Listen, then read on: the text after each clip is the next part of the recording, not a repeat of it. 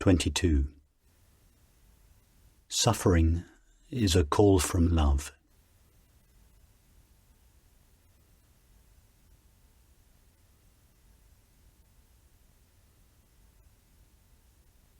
Any movement of mind towards its source is a movement away from its source.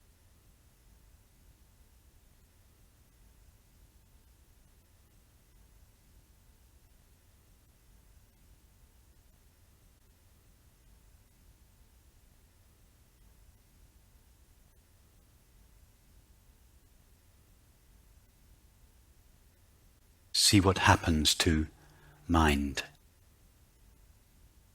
when this is understood.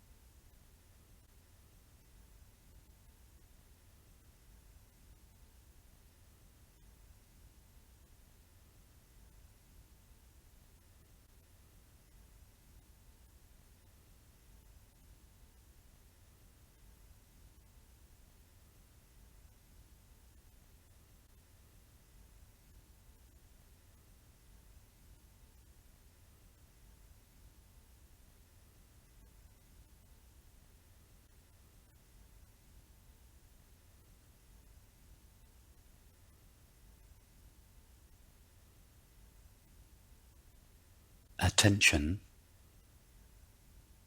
from the Latin a tendere, meaning to stretch towards, is a movement of awareness towards an object.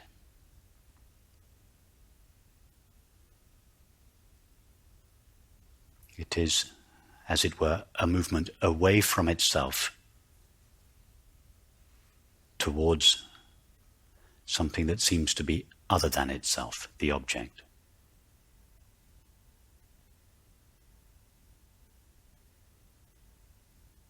Therefore, awareness cannot attend to itself.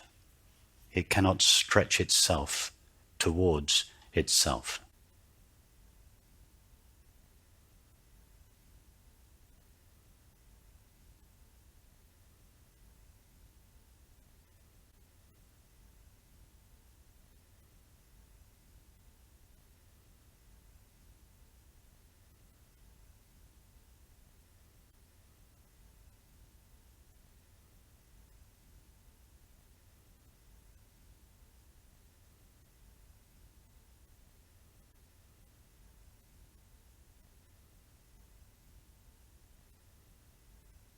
If someone were to ask us, relatively speaking, reach out for that cup of coffee on the table, we would reach or stretch towards the object. If someone were to say to us, reach for yourself, what would we do?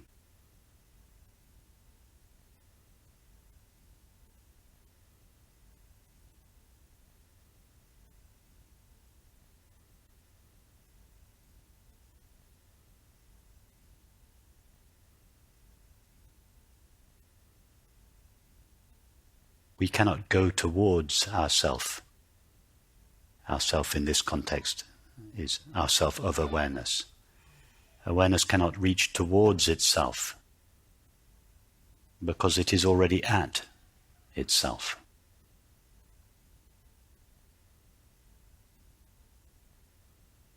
In other words, awareness doesn't need to assume the form of attention or mind in order to know itself. It only needs to assume the form of attention or mind to know something that seems at first to be other than itself, such as a thought, feeling, sensation, or perception. But to know itself, it doesn't need to go anywhere, or reach for anything, or direct itself towards an object.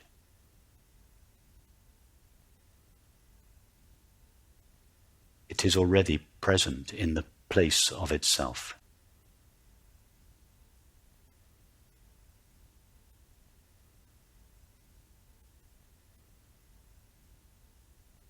This is why meditation, the ultimate meditation, is a non-practice. Any effort that we make would only be an effort towards something other than ourself.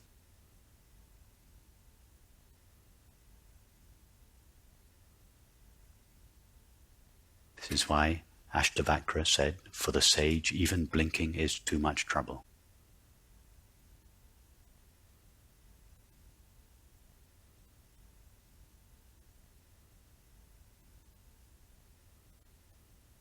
For the sage, that is for awareness.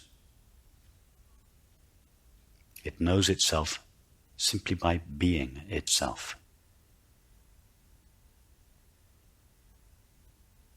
Its being of itself is its knowing of itself.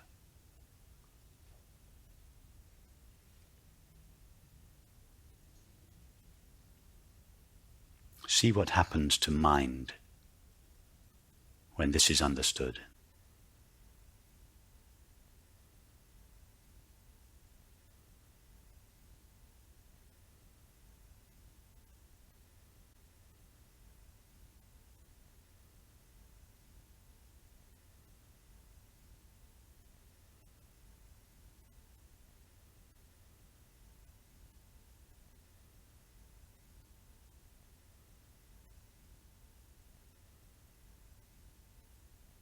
Remember, mind is not an entity, it is an activity. See what happens to the activity of mind when this is understood. No discipline.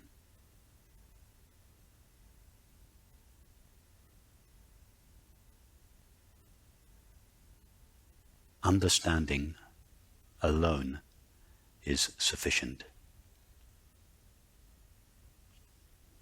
Experiential understanding.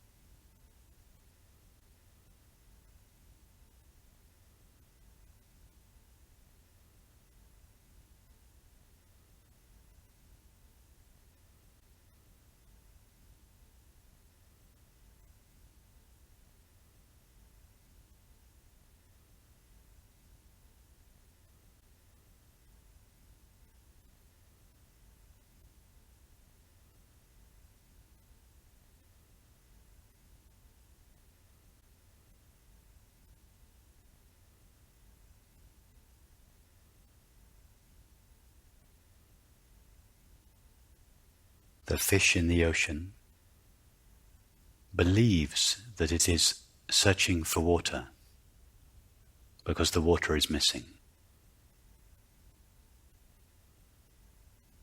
In fact, the water seems to be missing because it is searching for it.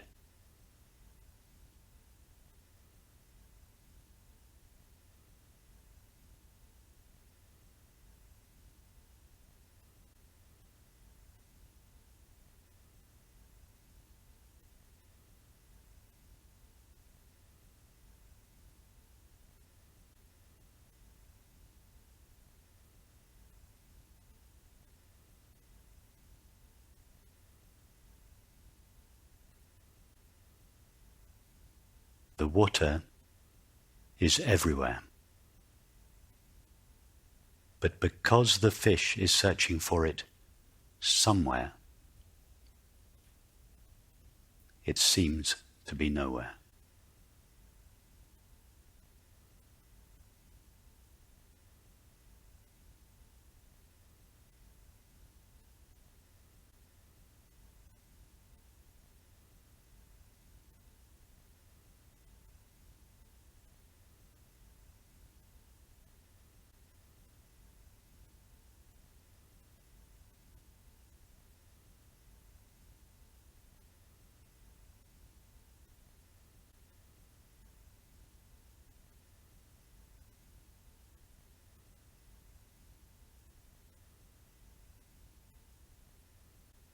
Although awareness is everything, because the mind is seeking it as something, it seems to be nothing.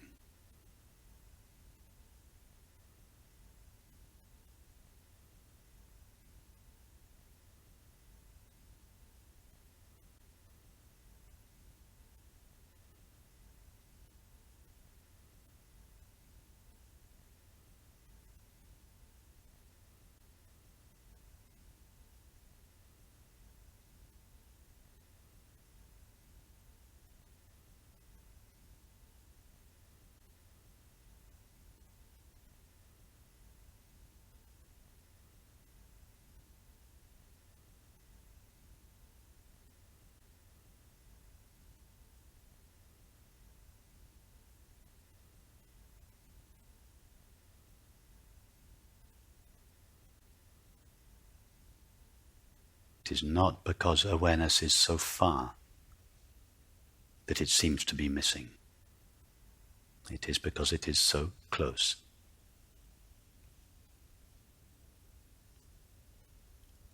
So close to itself.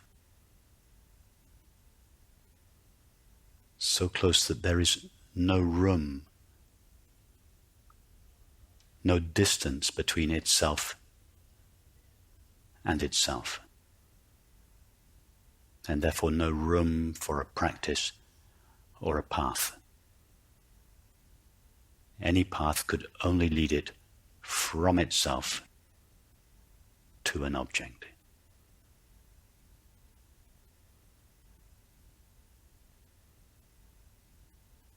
Having no room for a path, and therefore no room for a practice, there is no room for a practitioner, a self to travel from here to there.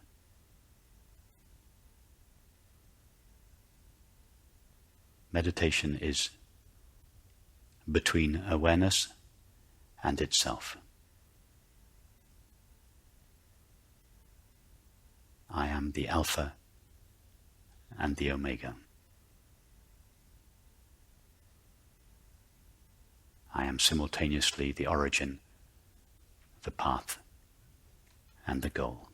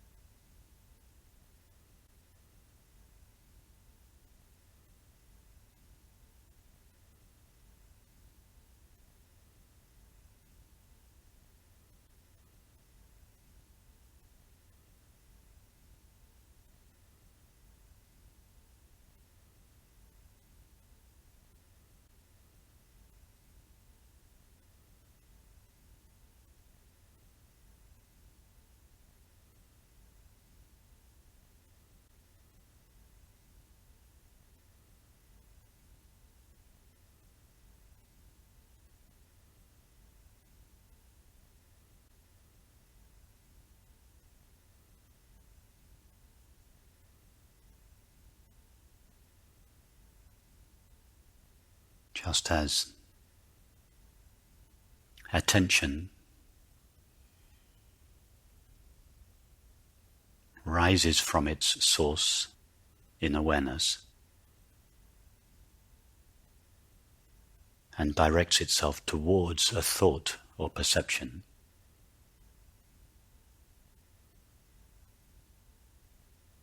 so desire or longing rises from its source in awareness and directs itself towards a feeling of happiness, peace, or love.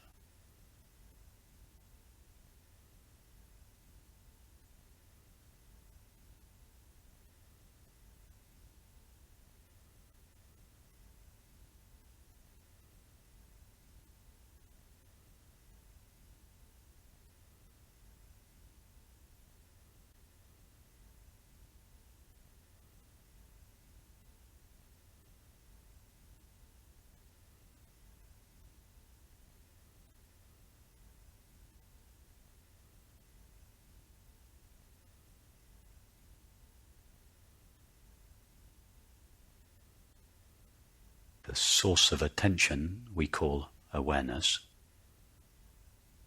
The source of desire or longing we call love.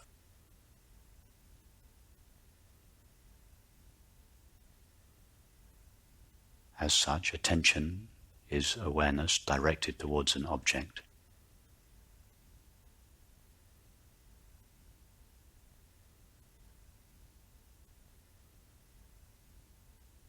Desire is love directed towards an object.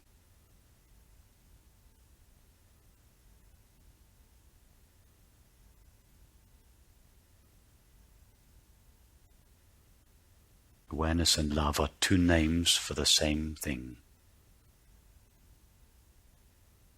One in relation to thought, the other in relation to feeling.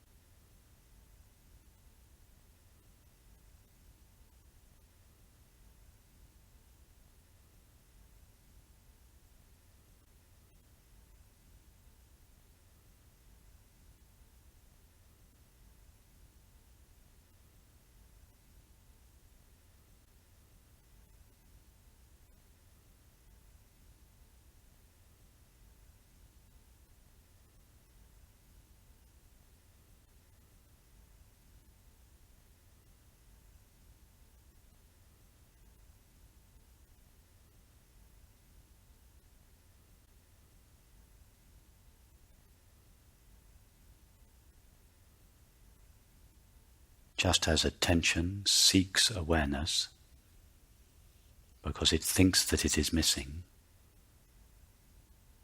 whereas in reality it is missing because we seek it,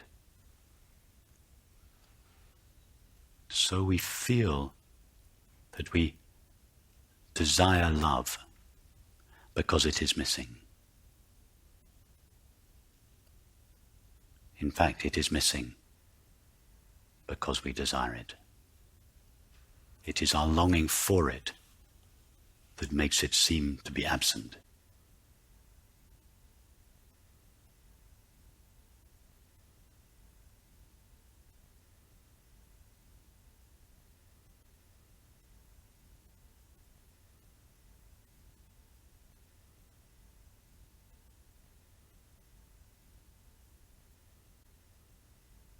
In other words, what we truly long for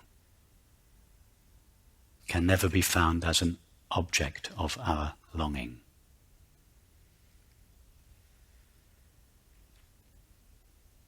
Our very longing itself arises from that for which we long.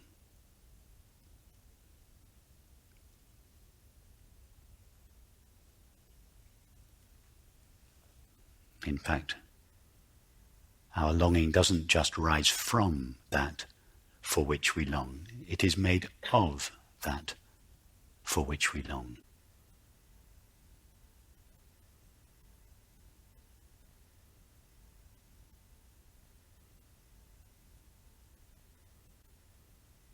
As such, our longing for love, for peace, for happiness is like a current in the ocean in search of water.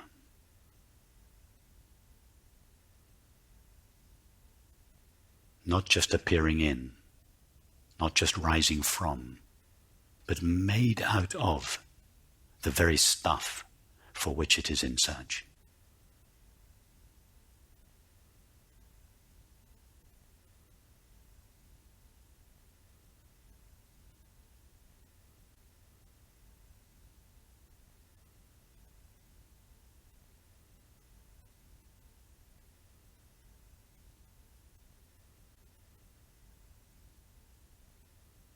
This is why the Italian monk said, "Lord, thou art the very love with which I love thee."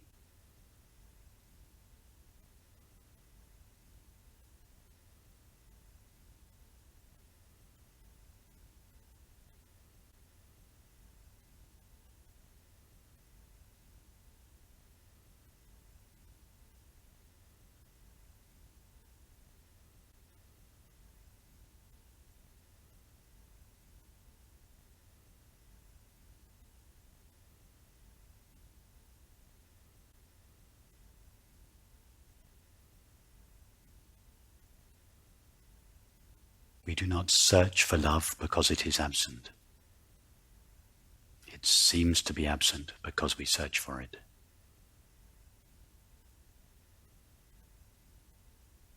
Our search is made out of the very stuff for which we are in search.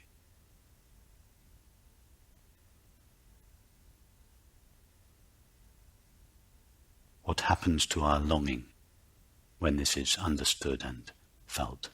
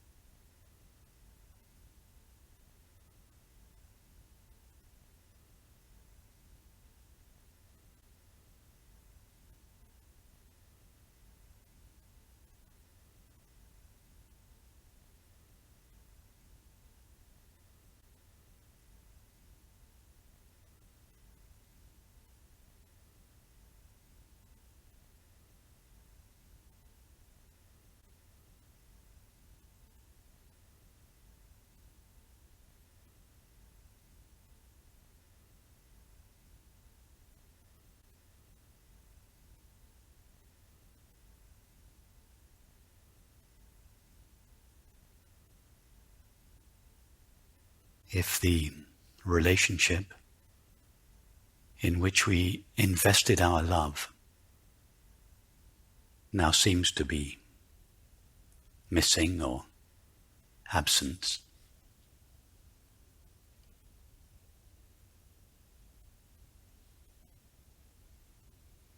allow the pain of that separation to gently invite your longing back to its source.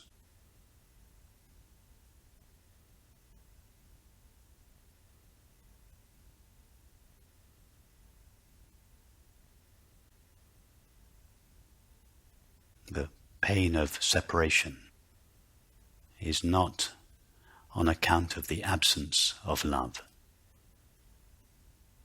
It is love itself calling our longing back into itself.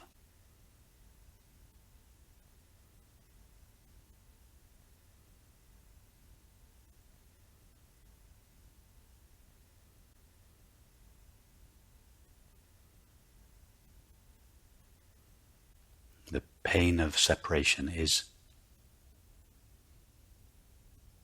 love calling to us, come back to me.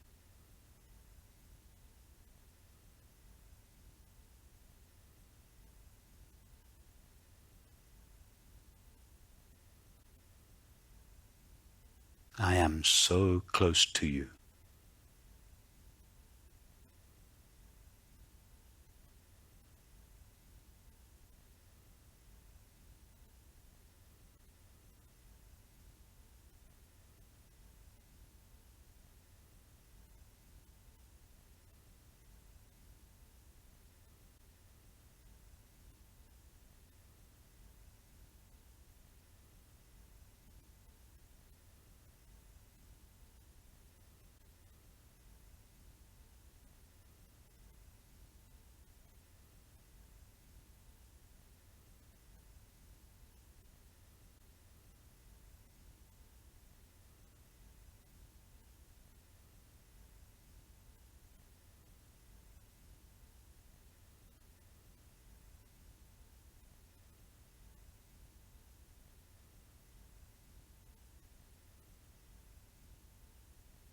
The pain of separation is the ocean reminding the current that it is made of water.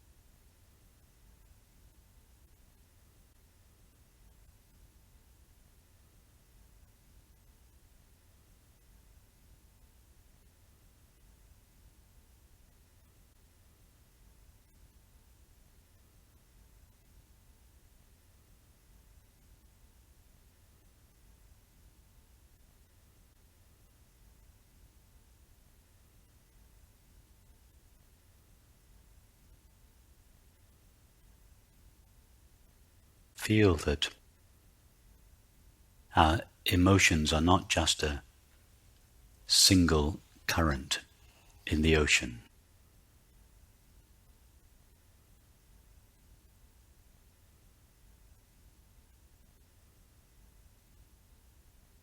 The pain of separation, the feeling of shame or guilt, the sense of being unworthy or unlovable,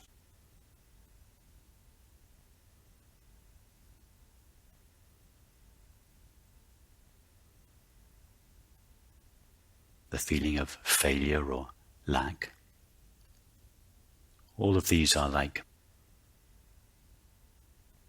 little currents in the ocean.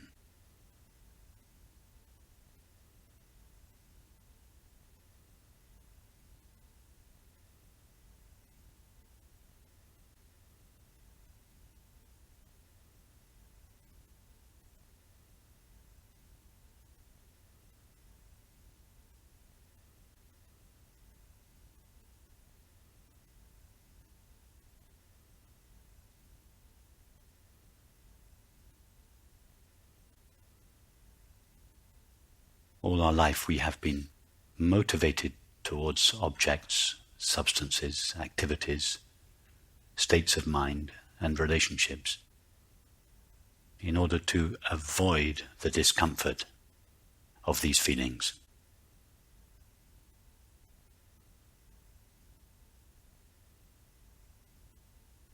We wouldn't be here if that had worked.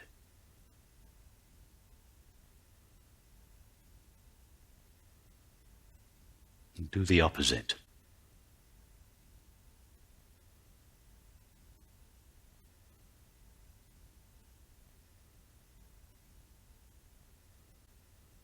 Feel that you are this loving, self-aware ocean.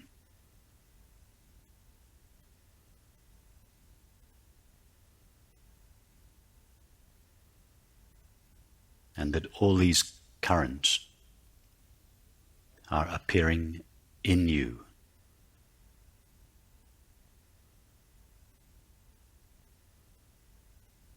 Made of you.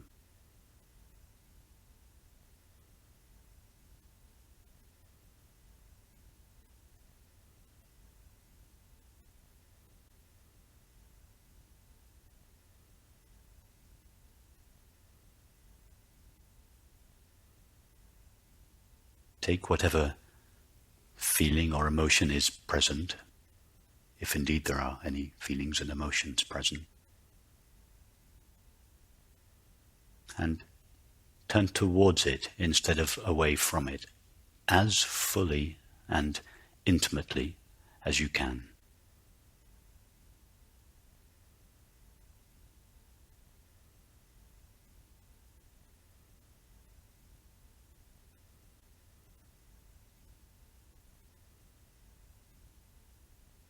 Be very sensitive to the slightest aversion to it.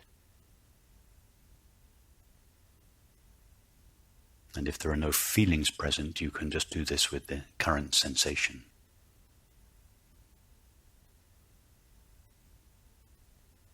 Take time. There is such a strong habit of aversion to these painful feelings that it takes more than one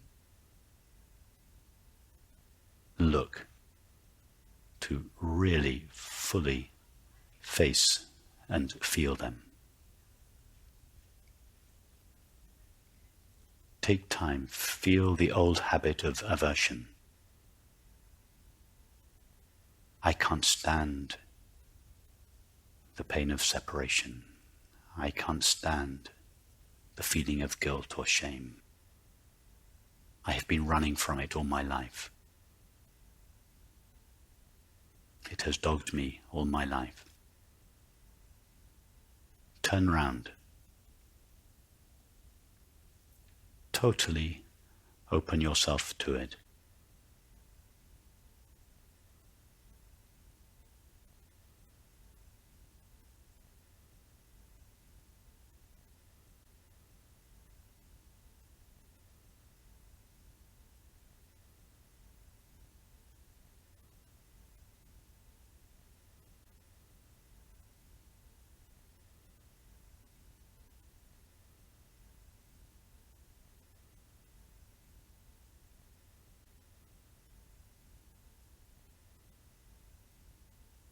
Ask yourself the question, is it the pain of separation, our guilt, our shame, our sorrow that is so unbearable?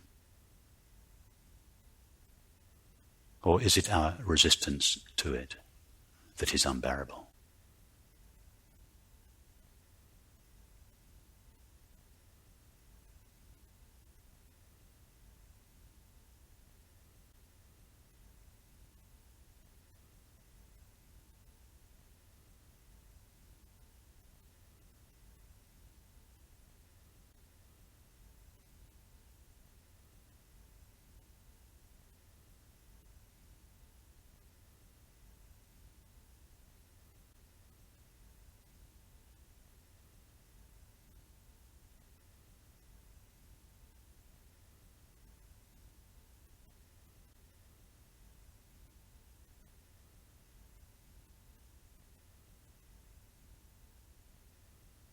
Ask yourself the question,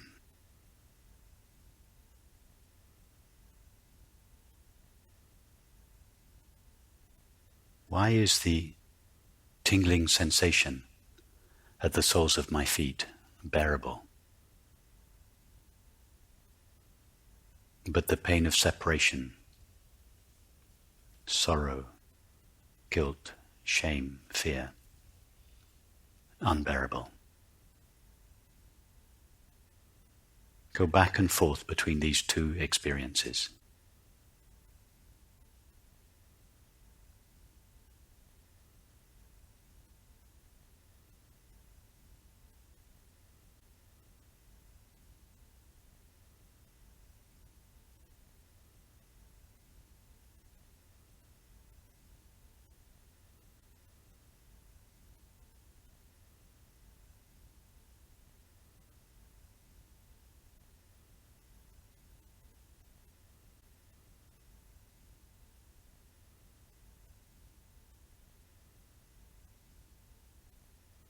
They are both equally currents in the ocean, made only of water.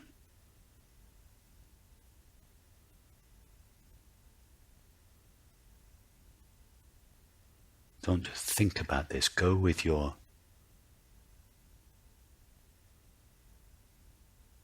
feeling sensitivity. Don't just observe the two currents, the sensation at the soles of your feet and the pain of separation, sorrow, guilt, shame, from the outside. Go close up to each current. Swim around in each current.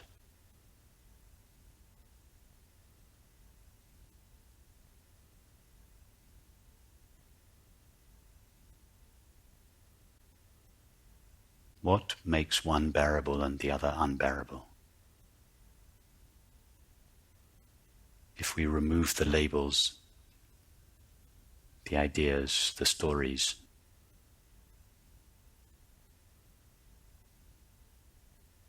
then go to the actual experience itself.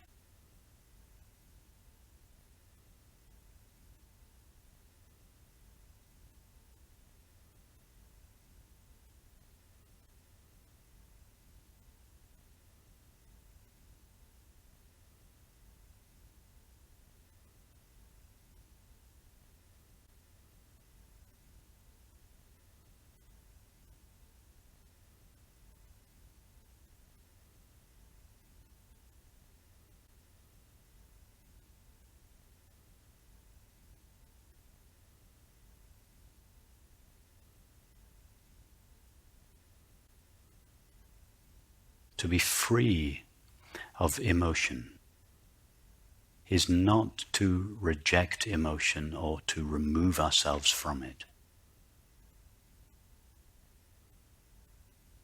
It is to be so intimately one with it, so close to it, that there is no room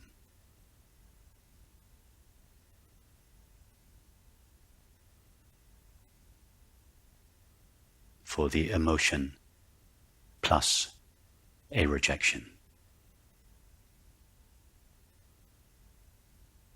It is to be so close to the emotion, to be so intimately one with it, that we cannot separate ourselves out from it and turn round and say, I don't like this, this is unbearable.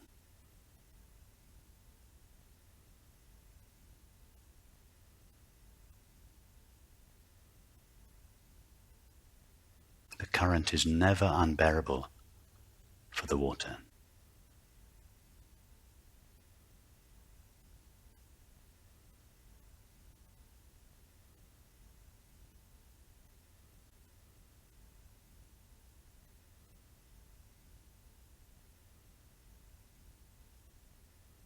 Be the water in the current.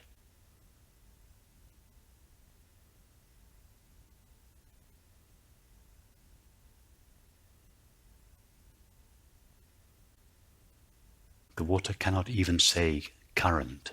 It is too close to itself to remove itself and name a current.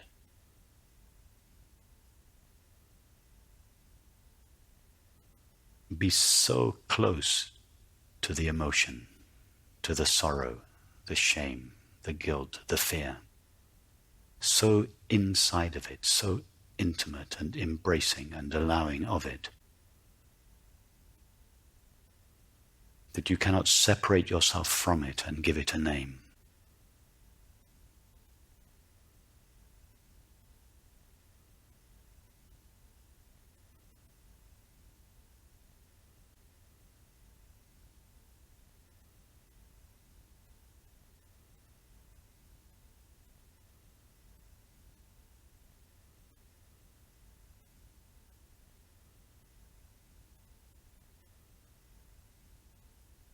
This is the tantric approach, not the Vedantic approach.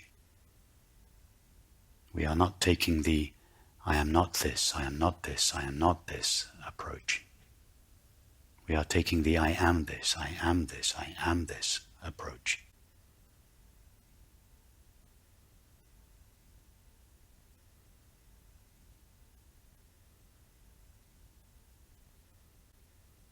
I, awareness, am so intimately one with experience that I cannot even separate myself from it and call it experience. I cannot name it. I have no knowledge of separation or shame or guilt or fear. To label experience as such, we have to separate ourselves from it, to look at it from a distance. It is only when we look at experience from a distance that we can name it and thus find it unbearable. If we want to be free of emotion, we must come closer to the emotion.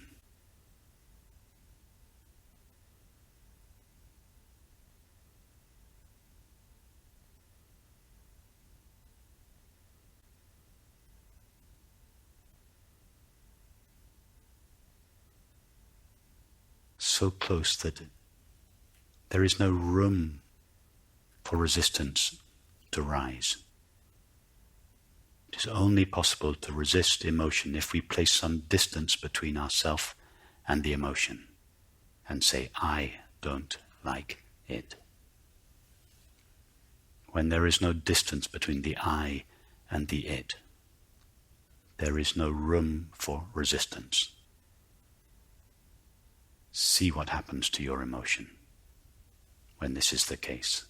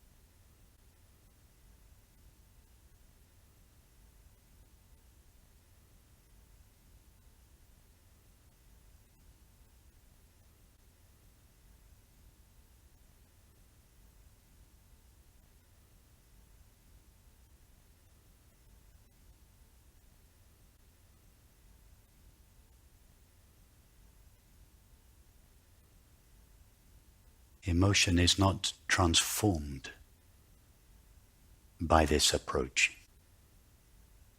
Its reality is revealed.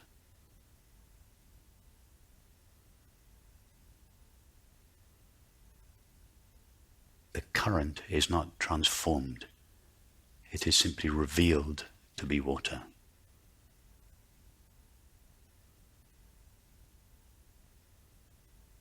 The only substance present in the pain of separation, our sorrow, our shame, our guilt or fear, is love itself.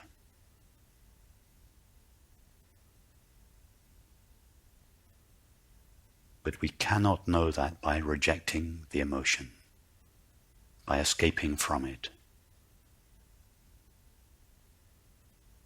If we are using our spiritual path to get rid of our suffering, then our spiritual path is just a variation of our previous worldly path.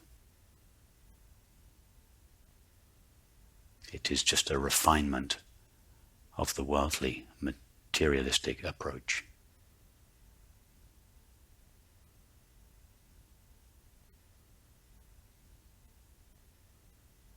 Do not try to get rid of your suffering. Do the opposite. Draw it close.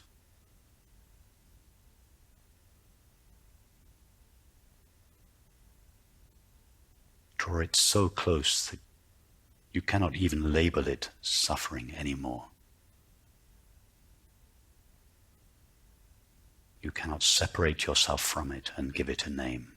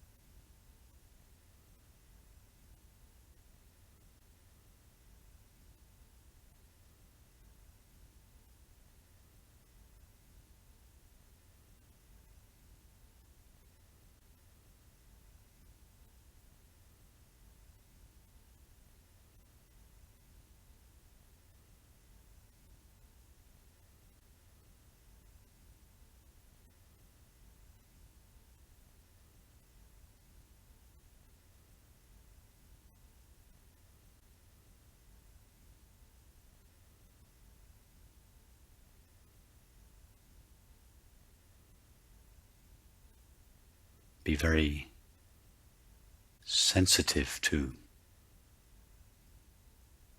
the old agenda of wanting to get rid of our suffering, to creep in.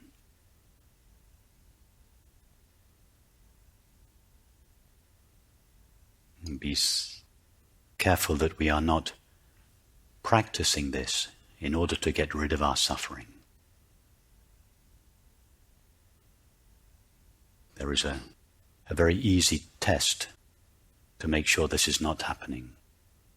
We just ask ourselves the question, can I live with this feeling forever?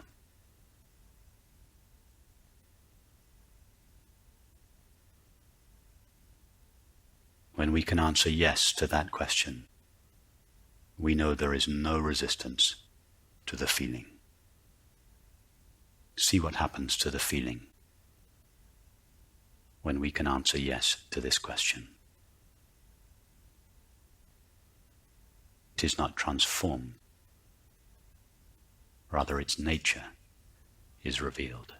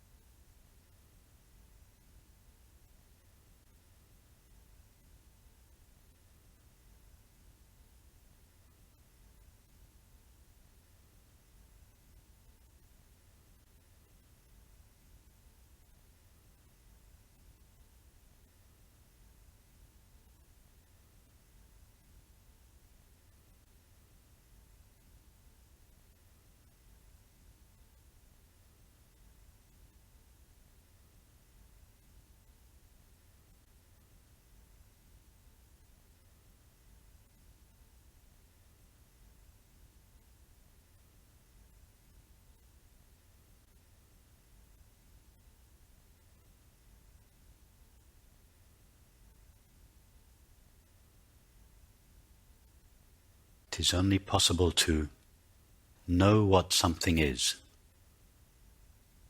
by separating ourselves from it. It is only when we view experience from a distance, from the distance of a separate self,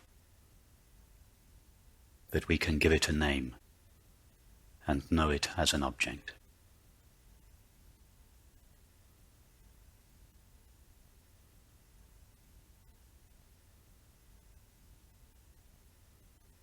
In the absence of that distance or separation, we cannot know what anything is.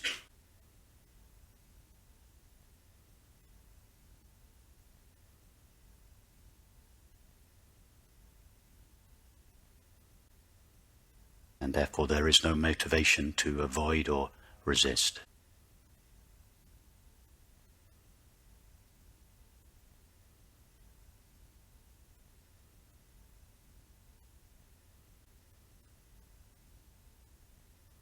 When we are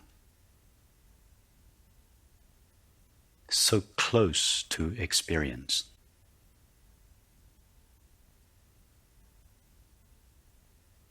when we know ourselves as the water in the current,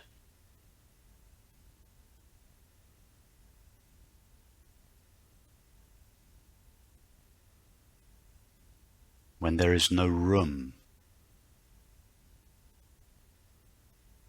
to stand back from our feelings and name them. There is no room to either like them or dislike them.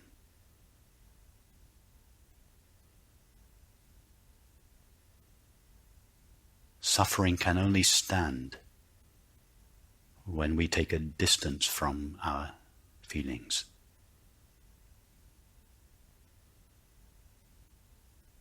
When the distance between ourself and our suffering collapses, the stuff that our suffering is made of is revealed.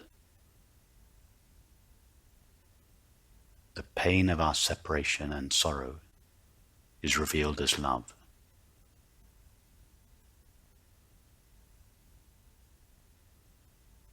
Love is the name that is given to experience when it is divested of this sense of separation.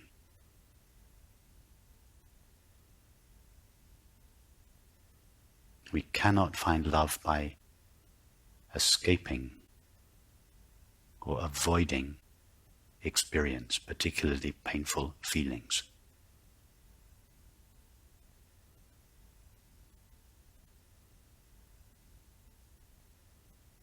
If we want to find love in our longing, in our pain, in our sorrow,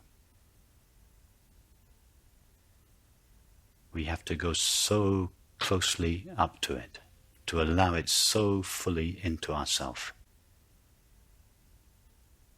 that we cannot stand back and name it.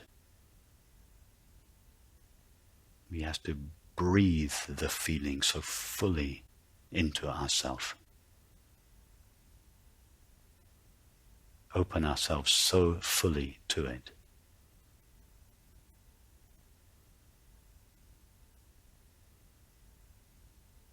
That it is impossible for resistance to arise. Without resistance, how can suffering stand?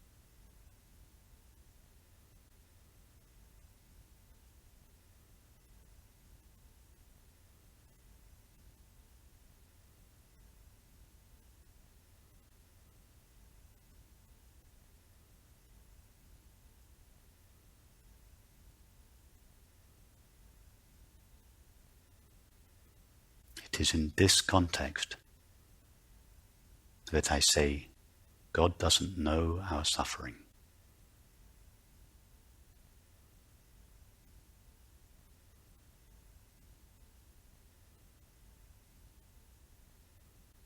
God is love. There is no separation possible in love.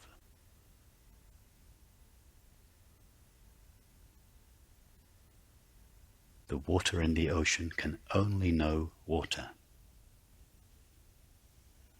The water never comes in contact with anything other than itself.